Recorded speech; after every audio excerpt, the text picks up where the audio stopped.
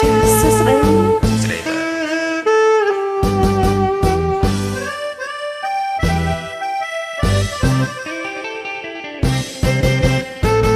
ផឹងទីនហើយបងមិនមិនឃើញជាក្រពឹង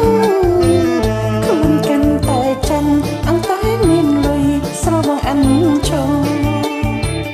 ថាទៅហុនត្បូងឃើញនៅតាមបាពីប្រតយងបងស្បត់ថាជប់នេះមានជប់អីមានទិញស្រីទៀតផង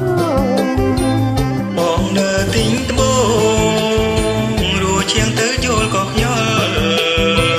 អូននៅកុំឆ្ងល់ក្រែងកើតរោងខ្យល់គ្រុនចាញ់វាឆ្លងប្រងតែមិនផឹកទៅជាស្រាវស្រេចពីក្បាលដល់ខ្នងសូមទងអូនម្ដងបាក់ទៀតហើយក្រែងជំងឺបៀតបៀនកុំខ្សែប្រត់មកដល់ទៀងទៀតតែប្រឹងលុយគេចំពាក់បងមិនហ៊ានទាប្រខ្លាចគេអៀនដែលលេងអិនខ្មឹងអស់លុយពីផ្ទឹងប្រហែលមួយលី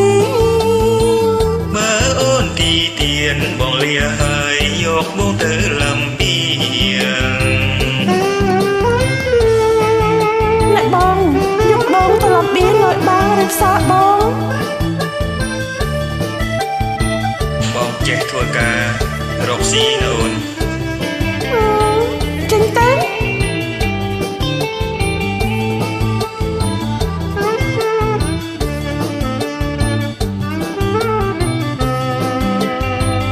ហាក់ទៀនហើយបងមិនមិនខ្លាចឈឺក្រពឹងខ្លួនកាន់តែចឹងអង្តែមានលុយស្រវងអិនចុងថាទៅហុនត្បូងឃើញនៅតាមបាពីប្រតយងបងស្បត់ថាជប់នេះមានជប់អី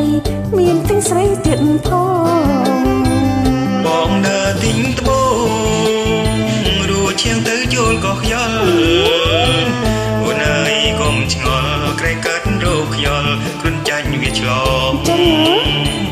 ប្រងតែមិនផឹកទៅជាស្រាវស្រេចពីក្បាលដល់ខ្នងសូមទងអូនម្ដងបាត់ទៀតហើយក្រែងជំងឺបៀតបៀនកុំខ្សែប្រមកដល់ទៀងគឺតែប្រឹងលុយគេចំពាក់បងមិនហ៊ានទាប្រខ្លាចគេអៀនដែលលេងអិនខ្មឹងអស់លុយពីផ្ទឹងប្រហែលមួយលីមើលអូនទីទៀតបងលាហើយយកបងទៅលំពីចាសុំចេះបង